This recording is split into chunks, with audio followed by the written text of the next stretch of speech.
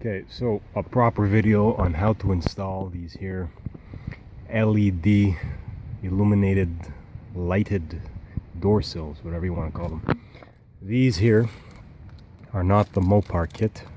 These are the Chinese ones. And the reason I opted for those is because the Mopar kit, only the front two are illuminated, and the ones for the back side are simply just aluminum door sills. So I wanted all four to be illuminated. Blue LED matches the little blue LED I put for the underside light. Now my thinking was, okay, I'm just going to simply trace this wire into the main wiring harness, and it'll be powered from there. Simple 12 volts, and the little dimmer will shut it off. So if I don't want any of the area lighting on, it'll shut it off. Well, guess what? That is not going to be the case, because this wire doesn't trace right through to the door wiring harness and into the main loom that runs through the vehicle. The reason for that being is that this light is controlled by the door module. I have a wiring harness and all this fun stuff here from another door, so I was tracing through the wire.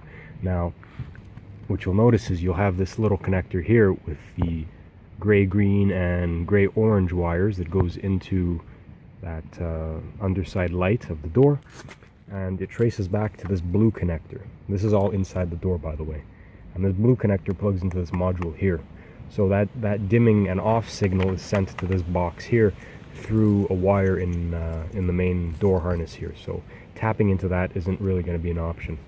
Now the instructions for the Mopar one, I don't know, maybe they're for mutes or illiterates, because they don't have any words in them, just pictures. And it shows a picture of removing the underside plate that's under here, or the, what do you call it, that it's like a felt liner, and tapping into some connector there.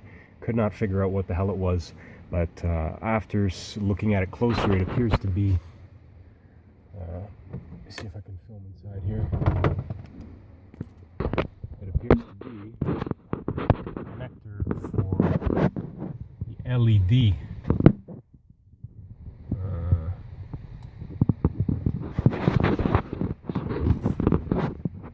Okay, right there, see it? That's it. It's one single LED that illuminates the bottom side footwell, and that too is controlled by the dimmer. So when you switch it all the way off, it goes off, and when you're driving, it's off. So that's what we're going to use. Again, instructions from Mopar for the Mopar kit are for, you know, I don't know what, but very, very hard to understand. It's just pictures, so I think we're going to go for that. So we're going to start filming some steady shots there with the tripod, so that you can see what the hell I'm doing and not make everyone nauseous. So ignore all of this. That was me telling you that you simply cannot wire into this.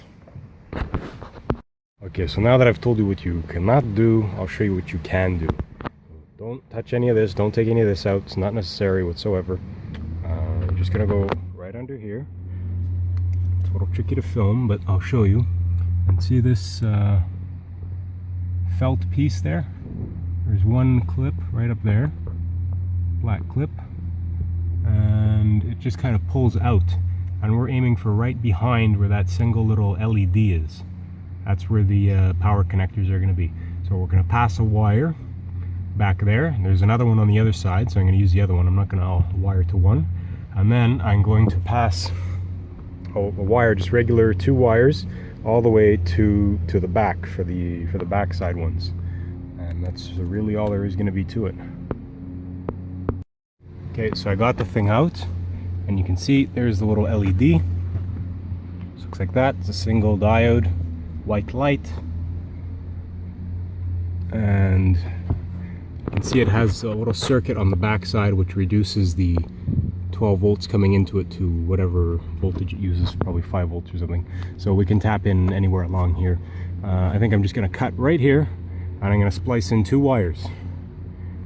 Well, 1 cable, 2 conductors each. So obviously black, red, positive, negative.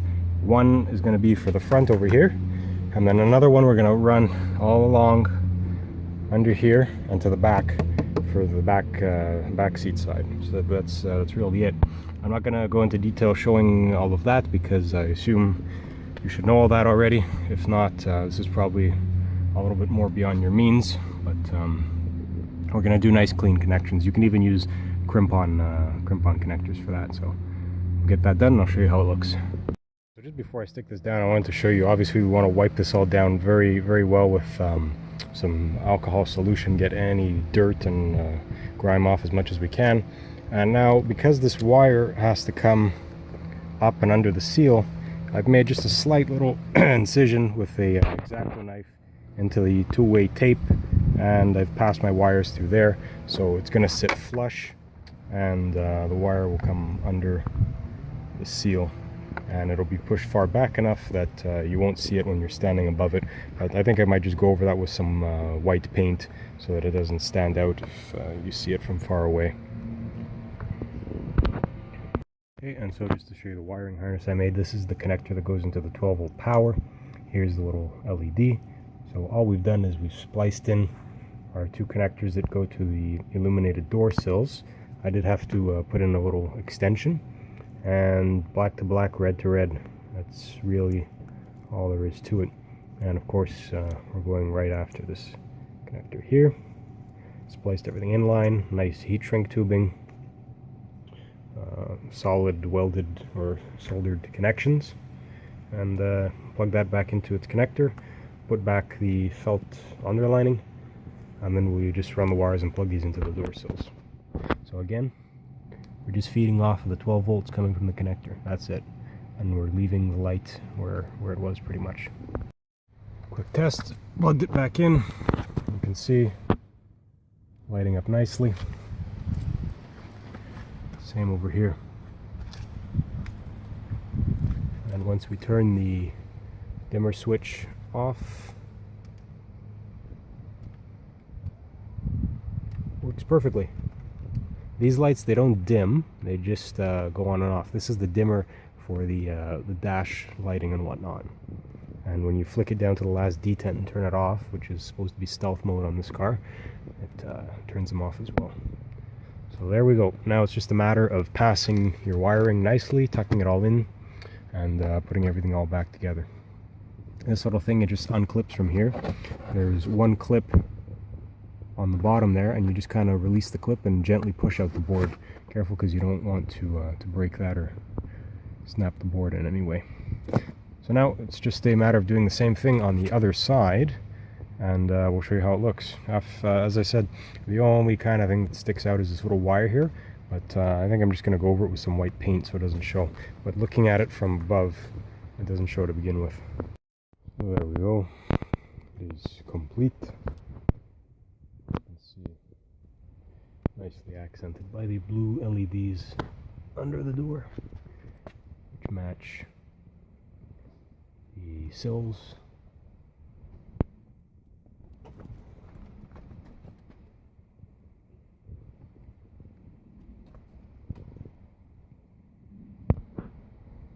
Something on the other side. As I say, the reason I went with blue is because you already have blue in here, in the accents, the door handles, and the color for the backlighting of the instruments.